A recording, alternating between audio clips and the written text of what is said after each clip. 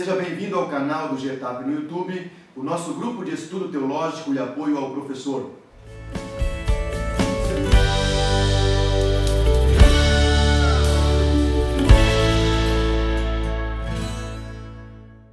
A paz do Senhor Jesus Cristo, estamos estudando o segundo trimestre das lições bíblicas da CPAD, Maravilhosa Graça, o Evangelho de Jesus Cristo revelado na carta aos Romanos.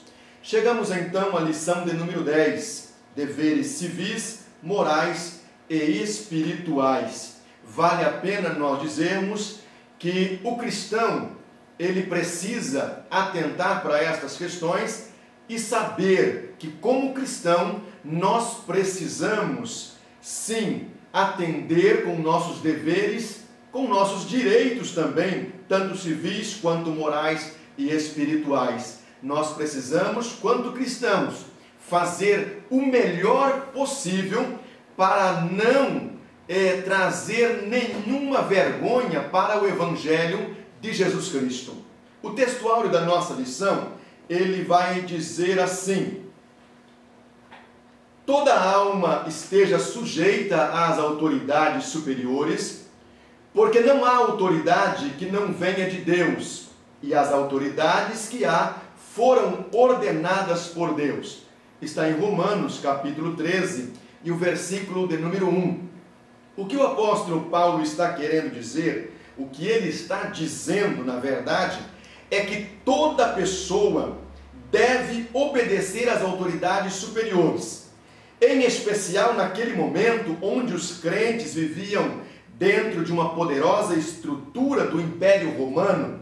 Então ele vem dizer para os irmãos que estavam em Roma que eles deveriam viver desta forma, atendendo, obedecendo às autoridades superiores, para que de uma certa forma eles pudessem garantir a paz, não em sua totalidade, mas pelo menos poderiam continuar a propagar o Evangelho livremente durante algum tempo. Então nós precisamos entender primeiramente que nós estamos falando da igreja em Roma e precisamos primeiramente entender que Paulo está falando com a igreja de Roma, com os irmãos em Roma, e depois alcança até nós também o seu ensino e a sua palavra. Mas primeiramente a Roma. Sempre devemos fazer esse contraponto para que a igreja, para que os alunos da escola bíblica dominical possam entender essa diferenciação, e isso é bom que você, professor de escola bíblica dominical, esteja salientando para os seus alunos, para que eles possam entender melhor o que o apóstolo Paulo estava ensinando.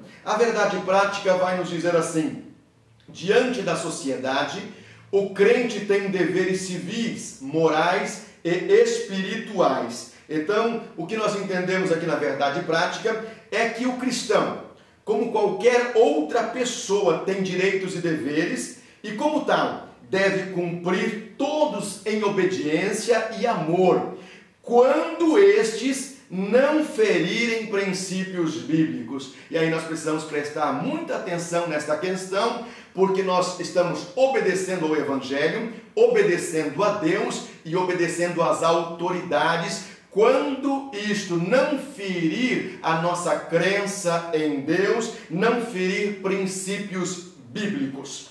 A leitura bíblica em classe está em Romanos capítulo 13, do versículo 1 ao versículo de número 8. Passamos então à introdução do comentário desta lição, quando o apóstolo Paulo exorta aos cristãos que estavam em Roma, e a nós também, consequentemente, a praticarmos um estilo de vida cristão em nossos relacionamentos interpessoais. O que o apóstolo Paulo estava dizendo?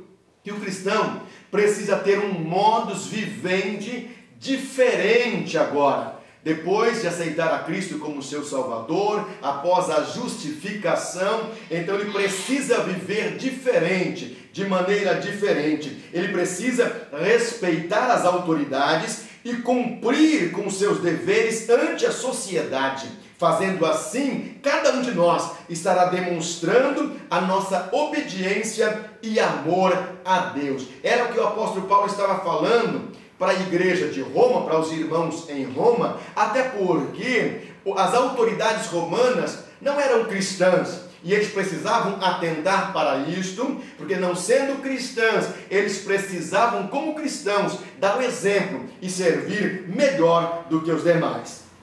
O primeiro tópico da nossa lição diz deveres civis, a natureza do Estado, o propósito do Estado, a igreja e o Estado. Então, falando aqui de Estado, nós estamos falando de governo, falando da nação. O que Paulo vem dizer a estes cidadãos, ou a qualquer cidadão, que deve respeitar o seu governo. Devemos respeitar os governantes e obedecer às leis, quanto cristãos, quanto cidadãos, né? Se eles, ou se nós recusarmos a obedecer às leis da terra, então nós estaremos também recusando a obedecer a Deus. É o que ele estava ensinando aos irmãos que estavam em Roma.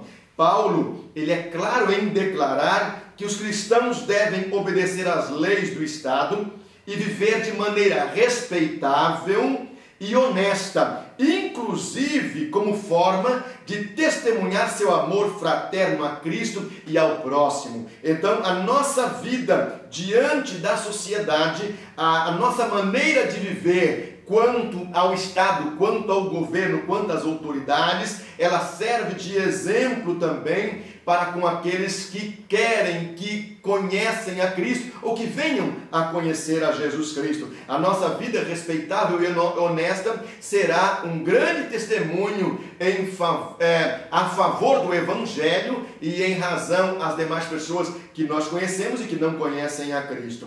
Então, nós precisamos sim viver de maneira a testemunhar o amor fraterno de Cristo.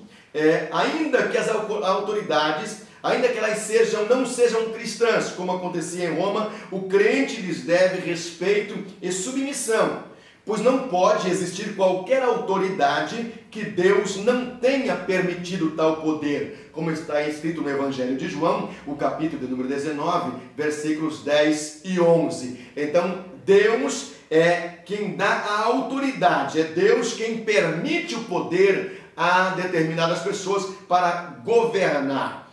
Todo governante, ele prestará contas a Deus por tudo que fizer ou que deixar de fizer. Então, ninguém passará diante de Deus sem prestar contas daquilo que fez e daquilo que deixou de fazer. Sendo assim, todo cristão, ele deve submeter-se às autoridades e obedecê-las dentro dos princípios bíblicos, como eu já falei anteriormente. Precisamos ter esse cuidado de saber que nós obedecemos às autoridades até que a solicitação, até que a ordem dessa autoridade venha ferir os princípios bíblicos. Na ordem da providência e soberania divina, a autoridade é serva de Deus, ainda que não se perceba essa verdade, não se percebam dessa verdade. Muitos governantes, muitas autoridades não percebem que um dia irão prestar contas também diante de Deus, como está em Isaías capítulo 45, versículo de número 1. Os governos e as autoridades foram instituídos por Deus para proteger o povo em geral, para proteger a sociedade, especialmente os mais fracos e pobres, mantendo desta forma a ordem. Então, quando nós vemos autoridades e governos que não respeitam os menos favorecidos, não respeitam os mais pobres, isso também eles hão de prestar conta para Deus. Quando Paulo fala a respeito de trazer a espada, aí no versículo de número 4, ele se refere à autoridade romana que sempre utilizou a espada como símbolo e está ensinando o princípio de uso da força quando for necessário, quando se fizer necessário, para manter a ordem e proteger o cidadão de bem. Então, existindo necessidade, é necessário sim que o governo, que os governantes, que as autoridades tomem providência para que a nação não se torne uma baderna. Então existe essa autoridade sobre os governos e governantes para tomarem tal decisão em períodos de dificuldade, em períodos de problemas sociais. Paulo também vai explicar que o governo pode exigir respeito, pagamento de impostos e honra dos cidadãos. Isso está no seu direito. Quando este governo exige alguma forma de lealdade que possa ser contrária à lealdade do crente, do cristão a Deus, então os cristãos, eles podem responder a isso de forma diferente, de forma a fazer valer a sua fé em Deus, a sua crença em Deus, mas nós devemos saber que muitas vezes esse obedecer à lei de Deus, obedecer à palavra de Deus, muitas vezes trazem sérias consequências para aqueles que tomam essas atitudes. Então, nós precisamos saber que toda a nossa ação também terá uma reação. Os crentes nunca devem permitir que o governo os obrigue a desobedecer a Deus, a palavra de Deus, os princípios bíblicos, porque muitas vezes o governo quer baixar algumas leis que vão totalmente contra os ensinos bíblicos, e aí nós, como cristãos autênticos, sinceros a Deus e ao Evangelho, precisamos sim tomar uma atitude de não deixar de respeitar os princípios bíblicos em detrimento de uma lei imposta pelo governo. Quanto à relação à igreja e o Estado, existem 3 interpretações que durante já centenas de anos nos apareceram sobre como devemos fazer isso. E quando falamos igreja e Estado, igreja e governo, existe aí uma série de complicações, interpretações, até mesmo no dia de hoje, e você, caríssimo professor ou professora de escola bíblica dominical, pode levar isso para a sua sala, com certeza vai trazer um forte debate aí, mas é muito bom para a sua sala, para os seus alunos, para que eles possam te auxiliar quanto professor e também eles desenvolverem a capacidade, a habilidade de poder contribuir com você também quanto professor. Em primeiro lugar, alguns cristãos acreditam que o Estado seja tão corrupto que eles devam se envolver o mínimo possível com ele. Embora devam ser bons cristãos, enquanto puderem fazê-lo sem comprometer as suas crenças, quer dizer, a igreja separada do Estado. É isso que alguns cristãos ainda hoje, eles pensam dessa forma, que a igreja deve estar separada do governo, separada do Estado, a igreja tem o seu caminho e o Estado tem o seu. Então, é uma maneira de pensar de alguns cristãos. Em segundo lugar, existem outros cristãos que eles acreditam que Deus concedeu autoridade ao Estado em certas áreas e à igreja em outras áreas. Então, esses cristãos podem ser leais a ambos, quer dizer, à igreja e ao Estado, e até trabalhar em cada um deles. Segundo esta opinião, a igreja e o Estado estão preocupados com 2 esferas totalmente diferentes, antagônicas, a física e a espiritual. E assim se completam mutuamente, mas não operam juntas, quer dizer, não trabalham juntas, igreja e Estado. É um outro pensamento também e que nós respeitamos, não é? Em terceiro lugar, há aqueles que acreditam que os cristãos têm a responsabilidade de tornar o Estado melhor do que é. Eles podem fazer isso politicamente, elegendo um cristão ou outros líderes para os cargos principais na cidade, no estado ou mesmo na esfera nacional. Eles também podem fazer isso usando a sua influência para fazer o bem na sociedade, quer dizer, se envolver na sociedade, se comprometer em fazer algo que venha ajudar a sociedade a ser melhor. É um pensamento de um terceiro grupo de cristãos. Observemos que nenhuma dessas opiniões, elas defendem a rebelião contra as leis ou a recusa a regulamentos, a não ser que exijam claramente uma violação dos padrões morais revelados por Deus. Veja que são 3 pensamentos diferentes, 3 grupos de cristãos diferentes que devem de repente existir aí na sua igreja, até mesmo dentro da sua classe, escola bíblica dominical, esses 3 grupos aí. Então eu vou deixar para você, caríssimo professor, tirar as suas conclusões aí com a sua classe, debater, conversar com ele a respeito dessa questão da igreja e do Estado no que concerne a fazer a obra de Deus ou fazer o bem para a sociedade. O segundo tópico da nossa lição vai falar a respeito de deveres morais. E aí está subdividido em 3 subtópicos que vão dizer a dívida, melhor dizendo, a dívida que todos devem ter, a segunda tábua da lei e o segundo grande mandamento.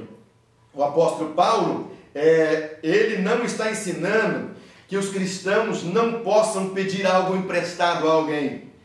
Ele está enfatizando que o não devolver o que pediu emprestado, não cumprir corretamente com a palavra empenhada ou com o contrato ali firmado, é expressamente contra a vontade de Deus. Veja o ensinamento do apóstolo Paulo no que concerne a nossa vida prática, a nossa vida ante a sociedade. Entretanto, nós devemos sempre sentir devedores de amor fraterno para com nossos semelhantes, e especialmente em relação aos irmãos de fé. Isto é, nós devemos amar sempre sobre todas as circunstâncias e estarmos prontos a transformar esse sentimento em ajuda prática e eficaz, como está em Romanos capítulo 12, o versículo de número 10. Isso quer dizer, não é viver a teoria do amor, mas viver a prática do amor. Isso é ser cristão. O que nós vemos muito é muito falar simplesmente. As pessoas falam demais, mas agem muito pouco, porque realmente na hora de agir é a hora onde o cristão, onde a igreja vai ter que colocar a sua mão no bolso e investir em alguma área, e é o que muitas vezes nós, e até mesmo a nossa igreja, reluta em fazer. O que nós observamos aqui? Jesus Cristo nos ensinou que o nosso próximo é qualquer pessoa necessitada, independente de raça, cor, sexo, educação, religião ou classe social, como está em Lucas 10, do versículo 25 ao versículo de número 37. Então eu preciso observar bem essa questão. Existe sempre alguém ao meu lado, à minha volta, que necessita de uma ajuda, de um estender a mão. Se eu não tenho condições, observe bem isso que eu vou falar para você.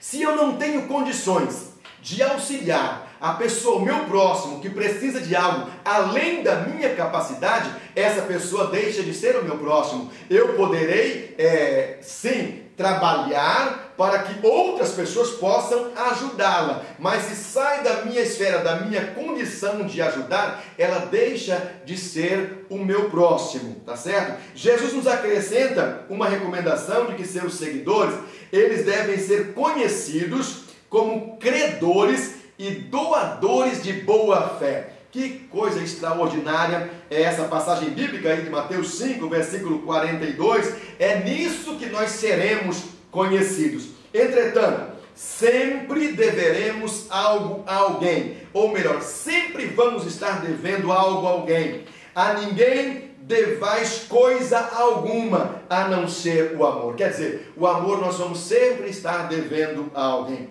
Podemos perceber, através deste versículo, que nunca terminaremos de pagar a nossa dívida de amor que temos para com as outras pessoas, como está em João capítulo 13, versículo 34 e o versículo de número 35. Por mais que nós façamos o bem, jamais nós vamos fazer todo o bem a ponto de não precisar mais fazer o bem. Paulo volta a enfatizar novamente e ele utiliza-se da lei para ensinar os cristãos.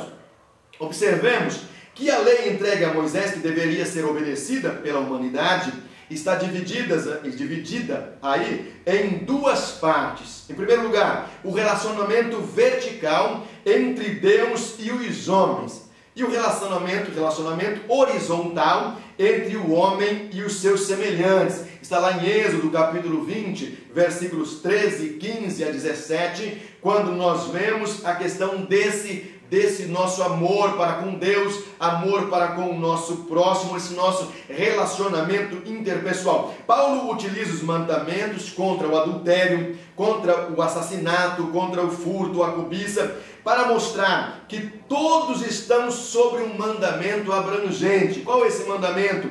Amarás o teu próximo a ti mesmo, como a ti mesmo. Uma situação lá de Levítico 19:18, quer dizer, nós precisamos amar o nosso próximo como amamos a nós mesmos.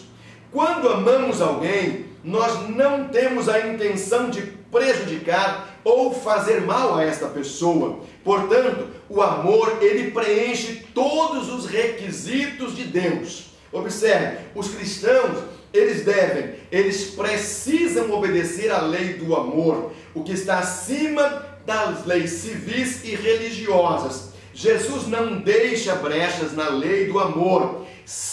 Jesus sempre, ele quer que o amor, ou ele sempre exige que o amor precisa e deve ir além dos requisitos legais e humanos e imitar o amor de Deus. O que isso quer dizer? Muitas vezes a lei diz uma situação em que você deve ajudar, em outras que você não precisa ajudar, mas quando nós amamos, nós ajudamos a ambos em detrimento da lei, se sim ou não, nós fazemos por amor e nós ajudamos e abençoamos a todos, assim como Deus nos ama e também nos abençoa. O tópico de número 3 vai falar a respeito de deveres espirituais. Está dividido aí em subtópicos, são 3 subtópicos, que vai falar a respeito da consciência escatológica, vai falar da consciência da salvação e também do Espírito Santo. Paulo aí, ele começa a dizer o seguinte: ele quer que os crentes entendam a sua constante necessidade de demonstrar amor, especialmente em relação ao tempo. A volta de Cristo está próxima. O que é essa questão do tempo? É que o tempo está findando e nós precisamos aproveitar o tempo que nós temos para fazer o bem, para estender a mão, para auxiliar alguém, porque nós não sabemos o dia nem a hora em que Cristo há de voltar. Isso o apóstolo Paulo já estava ensinando lá para a igreja de Roma, que eles precisavam se preocupar com essa questão do tempo e fazer o mais rápido possível o que precisava ser feito, que era amar as pessoas e abençoar e ajudar as pessoas. As passagens do Antigo Testamento que falam da volta de Cristo, elas estão dirigidas à nossa responsabilidade de estar alerta, preparados moral e espiritualmente e servindo diligentemente, como está na 1 de Pedro 4:11. Então observe bem o que a palavra vem nos dizer, o que o apóstolo Paulo está dizendo. Nós precisamos estar atentos. O que isso quer dizer? Esse atentos é estar compromissados em fazer. Quer dizer, não estarmos relapso com o que está acontecendo à nossa volta. Estamos observando, mas estamos também agindo. Os crentes devem estar alertas e vigilantes para não serem surpreendidos, né? O que Paulo está querendo dizer é que a antiga natureza humana pecaminosa, ela ainda irá sempre, ocasionalmente, evidentemente, provocar problemas, trazer dificuldades para nós. Por isso, o apóstolo Paulo, ele pede que os cristãos se mantenham acordados, quer dizer, espertos com o que está acontecendo à sua volta, para também não permitir que essa velha natureza volte a atuar na sua vida e ele, com egoísmo, venha realizar algo que Deus não quer que ele faça. Isso pode acontecer, por isso Paulo diz assim, vocês precisam estar atentos. Veja bem, permanecermos muito tempo num estado de letargia espiritual, onde o pecado é tolerado e as boas obras não são praticadas, isso pode nos levar a um coma espiritual, que nos transforma em seres irresponsáveis perante Deus, como está em Efésios, capítulo 5, versículo de número 14. Então, se nós não tivermos cuidado com a nossa vida espiritual, com a nossa santificação progressiva, isso pode nos levar a um coma espiritual, estarmos parados, estacionados totalmente. E aí nós vamos estar agindo de maneira irresponsável perante Deus. Mas como então devemos nos vestir das armas da luz? Como está em Romanos capítulo 13, versículo 12. Como podemos andar honestamente? Como está em Romanos capítulo 13, versículo de número 13. A resposta é a seguinte: revestindo-se do Senhor Jesus Cristo, como está em Efésios capítulo 4, versículo de número 24. Essa é uma aceitação deliberada e consciente da soberania de Cristo, de tal modo que nossos atos e desejos passam a ficar sob o seu controle. Eu desejar estar submisso a Deus. É eu e você querermos fazer a vontade de Deus de maneira consciente, aceitando a sua soberania sobre a minha vida. O que isso quer dizer? As pessoas hoje buscam a Cristo para ser somente o seu Salvador, mas nós precisamos buscar a Cristo para ser também o nosso Senhor, que Ele exerça a sua soberania sobre a nossa vida. Quer dizer, revestir-se do Senhor Jesus Cristo, ou seja, permitir o seu controle sobre nós, significa evitar ceder aos nossos desejos pecaminosos. Devemos lembrar que as atitudes e os atos pecaminosos começam com um simples pensamento. O apóstolo Paulo, ele está trazendo nesta lição todo esse falar, chamando a atenção dos crentes em Roma e chamando a nossa atenção para termos o cuidado de não pecarmos, de obedecermos às autoridades, obedecermos a Deus e permitirmos Cristo exercer a sua soberania sobre a nossa vida.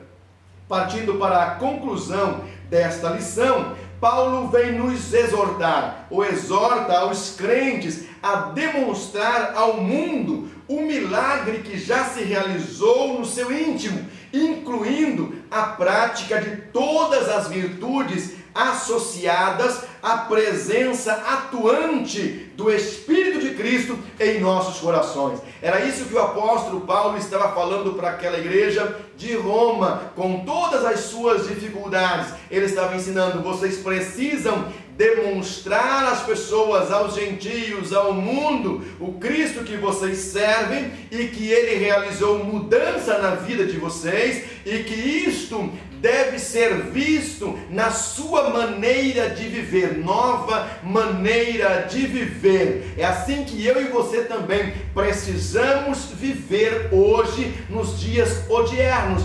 mostrando à sociedade que nós servimos a Cristo, que Cristo é soberano em nossas vidas e nós obedecemos às autoridades, obedecemos também àqueles que estão sobre nós, trazendo as leis, e desta forma obedecemos e demonstramos o nosso amor ao nosso Deus, ao nosso Senhor Jesus Cristo. Que Deus te abençoe grandemente.